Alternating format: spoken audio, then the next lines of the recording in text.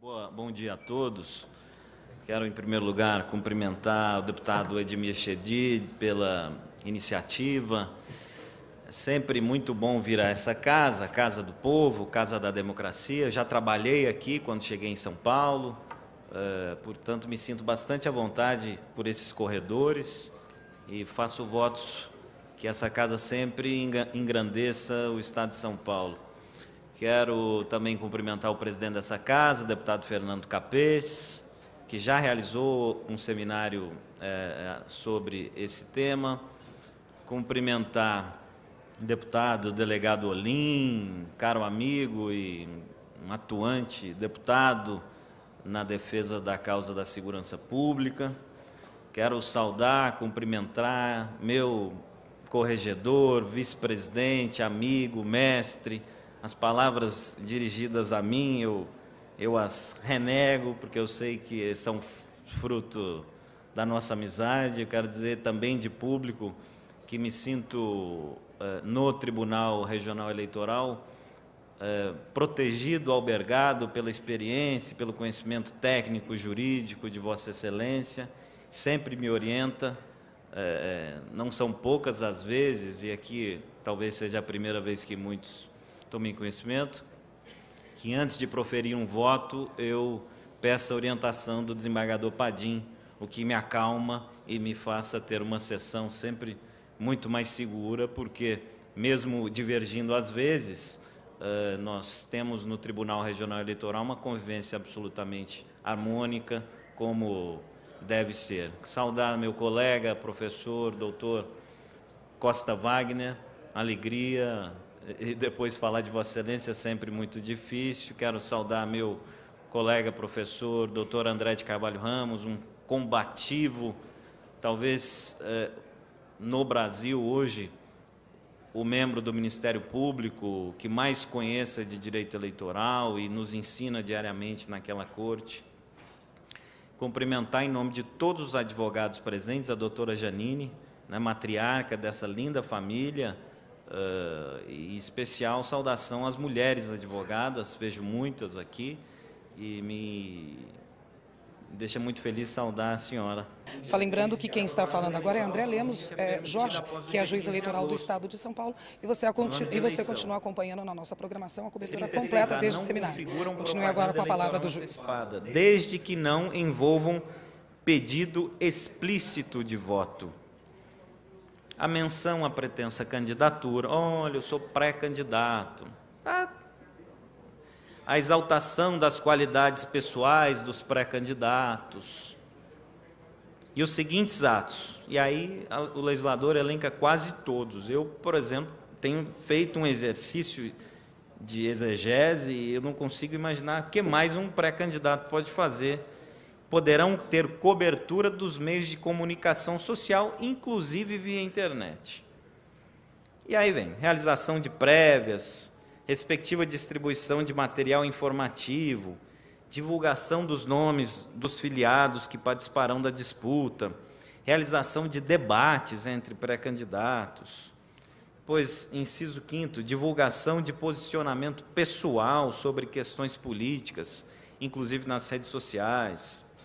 Inciso 6º, realização a expensas de partido político de reuniões de iniciativa da sociedade civil, de veículo de comunicação ou do próprio partido, em qualquer localidade. Ou seja, tem uns termos aqui que a gente percebe, em qualquer, né, para divulgar ideias, objetivos, propostas partidárias. Então, com relação à propaganda eleitoral, realmente foi algo que ouvi o desembargador Padim dizer, e assim, nós vamos fiscalizar com auxílio do Ministério Público, com auxílio da população, porque também ali pode existir um abuso de poder econômico, né? E também já verificar a captação de recursos. Então, também não é aqui, o legislador abriu, mas a Justiça Eleitoral vai cuidar com muita detença dessa propaganda eleitoral antecipada. Eu venho falando muito da participação eleitoral, da participação popular nessas eleições. E por quê? Porque o Brasil, nessa quadra, passa por uma modificação profunda, deputado Edmir. A população, hoje, infelizmente, de maneira genérica, associa político a algo ruim. Não é novidade para ninguém aqui, infelizmente. Eu tenho amigos que nunca trataram de política, nunca trataram de eleição, não fizeram movimento estudantil. Se perguntar em quem votaram para deputado uma vez, talvez não saibam um nome de um deputado. Ah, votei naquele que a minha mãe pediu, meu pai ou meu vizinho. E as pessoas hoje, com a mídia social, por um lado é muito bom, participam. Nós vivemos uma sociedade absolutamente livre, mas como eu ouvi um filósofo italiano que escreveu O Ócio Criativo, eu lembro o nome do livro, mas eu não estou lembrando, Domenico de Masi. Domenico de Masi disse que a mídia social criou também um exército de imbecis. Lógico, com a idade dele, com a produção, pode falar uma série de coisas, mas a gente também tem de verificar se isso é todo verdadeiro, né? Mas apenas para pontuar. Então, a participação popular talvez volte a um momento em que seja importante a participação e levar não só ao Ministério Público, mas aqui está o doutor Salata, que representa o presidente Marcos da Costa, a OAB, não sei se já colocou isso em prática, doutor Salata, mas fazer nas subseções plantões para que a população leve as suas denúncias. Eu estou usando denúncia num termo vulgar aqui, com relação a propaganda, financiamento. Não sei se isso já está implantado, mas vai acontecer nesse ano. É uma modificação discutida entre a Ordem dos Advogados do Brasil e a Confederação Nacional dos Bispos do Brasil. Eu ouvi algumas câmaras municipais dizendo que vão instalar, mas eu acho muito difícil acontecer, então eu quero crer que a OAB tenha uma atuação muito forte nesses anos da eleição, porque justamente o povo exerce o ius sufragio, né? A capacidade, os direitos políticos, na verdade, eles são bipartidos. Direitos políticos são direitos fundamentais. Direitos fundamentais são direitos humanos que foram positivados em determinada Constituição. E a nossa Constituição positiva os direitos políticos como direitos fundamentais. Existe o ius sufragio, que é a participação popular, ou seja, do sufrágio, daí vem o termo sufrágio, e o ius honorum, deputado Olim, todos talvez que estão aí, o ius honorum é aquele direito de receber o voto, honorum, honra. Talvez seja o momento de todos os agentes políticos receberem essa carga do ius honorum. Olha, para mim é uma honra e eu vou exercer o meu mandato com absoluta dignidade, transparência e retidão. E, de outro lado, o povo com o ius sufragio votando e fiscalizando. Me parece que o ponto mais importante dessa modificação, eu já expus essa minha entrevista, criticada por alguns, outros disseram que é realista, mas com relação ao aumento do Caixa 2. E por que eu entendo que haverá um aumento do Caixa 2? Isso é uma opinião pessoal, sei que muitos divergem, dentro do nosso tribunal, inclusive. A legislação traz a proibição para esse ano, portanto, nem pensem nessa possibilidade de a proibição de dinheiro de pessoas jurídicas. Eu não me recordo, sou muito novo, confesso que ainda não parei para fazer essa pesquisa, peço ajuda ao meu professor também, André de Carvalho Ramos, se existiu alguma eleição no Brasil com essa proibição. Acho que não, nunca existiu. Estou vendo alguns alunos da escola judiciária, da EGEP aqui, fico muito feliz. Então, pela primeira vez, da primeira turma, né, doutor Sala? Pela primeira vez, os agentes políticos não poderão se utilizar de dinheiro de pessoa jurídica. O TSE nos trouxe, de uma maneira, me parece que numa entrevista do nosso presidente, ministro Toffoli, um dado que diz que 70% do dinheiro utilizado em eleição vem de pessoa jurídica. Num seminário de direito eleitoral, nós temos de deixar de lado, talvez, a hipocrisia e imaginar que algum recurso também tenha entrado de maneira não oficial numa campanha. Portanto, eu ouso dizer que não é 70%, talvez 90% de uma campanha eleitoral, até hoje, tenha sido feito com dinheiro de pessoas jurídicas.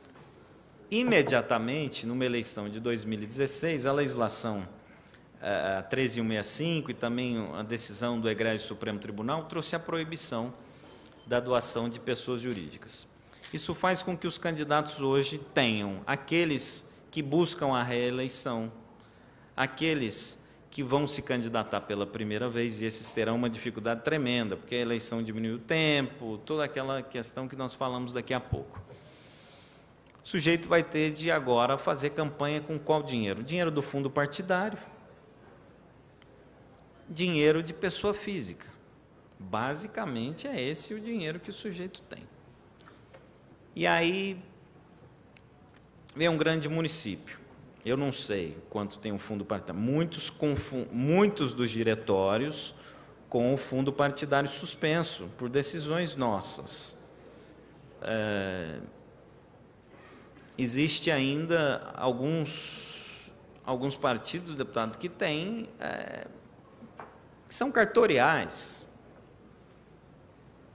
Então, o presidente do diretório estadual, o presidente do diretório nacional, talvez escolham grandes municípios, ou escolham os candidatos majoritários. Como é que faz o vereador para disputar essa eleição? Essa é uma indagação de alta complexidade. Embora a legislação tenha dito diminuir custos, e ela diminui, doutora Janine, o tempo de campanha, ela diminui o número de partidos numa coligação, também é uma modificação que eu quero tratar, mas o vereador vai ligar lá no Diretório Nacional, eu fico imaginando essa cena, um vereador de um município aqui, ele liga no presidente, lá em Brasília, eu estou precisando falar com Vossa Excelência, eu estou aqui, vou ganhar a minha eleição para vereador, eu sou aqui o fulano. Eu acho que esse telefone já vai estar desligado daqui a um mês. Então, nós vamos, a Justiça Eleitoral, volto a utilizar as palavras do meu corregedor, não é o que queremos, é o que temos. E a Justiça Eleitoral, junto com o Ministério Público, nós vamos coibir essa doação espúria, essa doação ilegal. É crime, captação ilícita de recursos, nós temos todos os meios, e aí a população passa a exercer nessa campanha um papel fundamental. Existe a parte boa, eu imagino, eu quero imaginar que nós estamos antevendo, quero imaginar que o Congresso, no debate dessa questão, anteviu um país melhor. Talvez possamos levar ao Congresso, às Assembleias Legislativas, às câmaras municipais, homens como antigamente. Na década de 50, ainda na Guanabara, você notava lá dentre os deputados federais um grande sanitarista, um grande urbanista, um grande advogado. Talvez essa modificação venha também a incentivar o voto de opinião, né? E nós façamos das casas legislativas novamente, junto com os bons deputados que hoje trabalham, uma casa formada também por deputados cujo voto seja de formadores de opinião. A questão das coligações, e aí eu quero passar brevemente, doutor Costa Wagner, se o senhor me permite, a questão da propaganda dos vereadores. Eu estava dizendo, o vereador vai ter, aquele sujeito que não é vereador, ele vai ter muita dificuldade. Eu imagino que a plateia esteja bastante interessada nessa questão dos vereadores. Campanha menor, 45 dias de campanha. Doação de pessoa física. O vereador fala, eu vou ganhar. Ele não é vereador, nunca disputou uma eleição. Ele vai ter de pedir dinheiro para o pai, para a mãe, para o vizinho, e vai ter de convencer. Às vezes nem o pai quer ajudar, mas ele vai ter de convencer. Ele não vai ter tempo de televisão. Tempo de TV ficou quase na sua totalidade, porque antes era segunda-feira o prefeito, terça o vereador, quarto o prefeito, quinto o vereador, sexto o prefeito, sábado o vereador. Todo esse tempo é do prefeito agora. Diminuiu o tempo, eram 20 minutos, 30, passou para 10, o prefeito fala, o vereador vai aparecer onde? Ele vai aparecer naquelas inserções. E aí parece que 60% é ainda do prefeito e 40% é do vereador. Imagine, deputado, esse sujeito que não é vereador. Então lá, ele tem 45 dias para ficar conhecido, ele não tem recurso e ele tem que brigar para entrar nesses 40% das inserções. Então, vocês aí que estão imaginando uma campanha, essa campanha dura, é uma campanha, e aí eu já vejo em algumas cidades por onde eu passo outdoor. Também não pode. O sujeito fala, você vereador já está soltando outdoor, deputado. Não pode. Mas não, falta muito ainda para a convenção, talvez eu seja alto lá. Então, outra, e talvez no seu horário, eu estava com meu telefone aqui, uma questão que me pareceu boa, aí sim, uma modificação com relação ao número de partidos que integram a coligação majoritária. Em algumas cidades e alguns candidatos a governador, a gente pegava lá a propaganda e tal, o candidato é do partido X, o vice era do Y, e aí vinha uma corda do caranguejo assim, apoiado pelo fulano, botando 20 partidos. Isso me parece que talvez, eu vou falar academicamente, talvez nós tenhamos de analisar se uma coligação desse tamanho é realmente ideológica, como assim deveria ser. Nós estamos discutindo no tribunal algumas ações de perda de mandato e a gente discute o desvio programático do partido. Talvez alguns desses partidos não tenham mudado o estatuto, às vezes eu penso, mas mudou lá no município. Porque o candidato é de um partido que defende o leite e o vice não quer leite, e o terceiro partido quer o café, e o outro é vermelho, azul, roxo, cinza, W, tem de tudo nessa coligação. Hoje não. Por que esse candidato faria isso? Faria. Talvez pelo tempo de televisão, essa coligação enorme. Talvez para que ele pudesse montar mais coligações proporcionais. Olha, eu pego aí 20 partidos, eu monto 10 coligações proporcionais de 2 partidos cada um, portanto, eu tenho 20 partidos me apoiando, toda essa leva de candidatos a vereador me apoia. A lei, e aí sim eu vi uma modificação importante, a lei reduziu essa coligação do majoritário a 6. Isso me parece que realmente reduz o custo da campanha. Por que 6? Porque ele só pode juntar o tempo dos 6 maiores partidos ali, os 6 maiores tempos. E aí sim eu acredito que a nomenclatura, o subtítulo da lei que diz reduzir custos de campanha, tenham vindo de maneira acertada pelo Congresso Nacional. Nós falamos de propaganda, brevemente, propaganda eleitoral antecipada, falamos do financiamento. Eu já reforcei a questão da especialização dos advogados e dos contadores, mas quero falar uma breve e última palavra sobre também prestação de contas. Não pensem que pelo fato da pessoa jurídica não poder doar,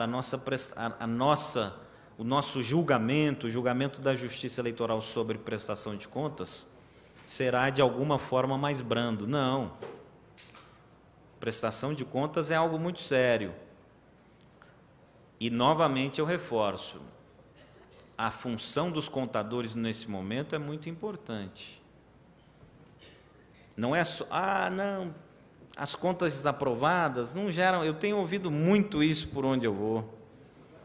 A desaprovação das contas gera só um efeito político, não é não. É ruim para o sujeito ter as contas desaprovadas, sobretudo no município? Eu acho que é. Mas o Ministério Público está muito atento, o que tem ali? Pode ter uma captação de recursos de fonte vedada, por exemplo, e o Ministério Público toma essas atitudes. Então, eu tenho muita preocupação com essa queda do financiamento de pessoas jurídicas, das pessoas não prestarem contas de maneira devida. Outra coisa importante, e agora sim vigora, nós discutimos no tribunal a questão da prestação de contas parcial. Para essa está valendo. Valia também para a de 2014.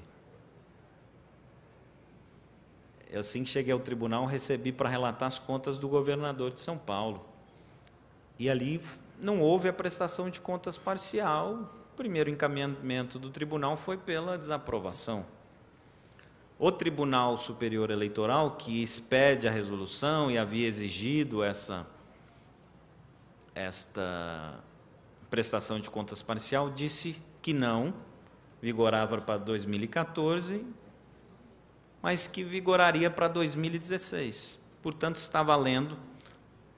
O tribunal modificou o voto em todos esses casos, a maioria deles em embargos de declaração. Isso mostra que o Tribunal Regional Eleitoral é muito sensível, é muito atento e privilegia o resultado das urnas. Eu, desde a faculdade, ouvia meu professor de processo dizer que efeito infringente em embargos de declaração, talvez um termo técnico, era cabeça de bacalhau. Não existe. O tribunal não dá, desembargador, efeito infringente. Mas no Tribunal Regional Eleitoral, o que muito me alegrou, é justamente essa concessão em diversos embargos de declaração de efeito infringente. Isso mostra a preocupação do nosso tribunal, da nossa corte, da Justiça Eleitoral, não só do Estado de São Paulo, em voltar atrás. Ou seja, isso significa, ao fim e ao cabo, que nós respeitamos o resultado das urnas. Mas nós vamos aplicar a lei sempre. Ou seja, se o financiamento agora é assim, eu tenho absoluta certeza que nós não temos consenso entre os 7. Se é melhor o financiamento privado, se é o público, essa não é uma discussão para hoje, isso é uma discussão acadêmica. A lei positivada, a lei que existe é essa, e nós vamos aplicá-la.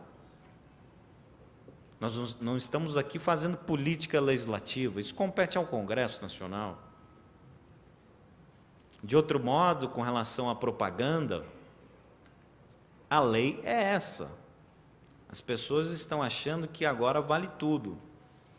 Me parece também que foi alargado, como eu disse. Mas é o que temos, está positivado. Se houver abuso também na propaganda eleitoral, nós vamos atuar fortemente. Prestação de contas, idem.